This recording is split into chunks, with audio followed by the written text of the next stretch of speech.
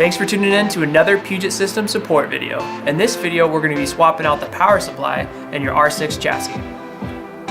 Grab your Phillips screwdriver and let's begin. Before you begin any project on your PC, be sure to ground yourself and unplug all power going into your system. Now we're going to remove the left-hand side panel. Once you have your left side panel removed, now we're going to take out the power brick by unscrewing the two screws in the back of your case. Once you have the screws holding your power brick into your case loose, you can go ahead and pull it straight out of your case. With your brick out of the case, now you're going to remove all the cables holding it in. Next, you'll unscrew the brace that's holding it in.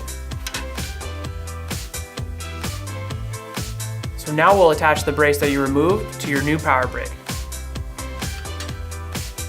Alright, with your new brick in hand and your frame attached, let's go ahead and wire it back up. The connections are labeled if you're confused on which cable goes where, but they should be pretty close to where you unplugged them. Perfect, now that we got the cables back into your power brick, you can go ahead and push it back into your case. And you'll re-screw the thumb screws that hold the power brick into your R6 chassis. Now you'll slide back on your side panel, screw in your thumb screws, power on your system, and you're good to go. If you have any further questions, be sure to reach out to our support team. Thanks for watching.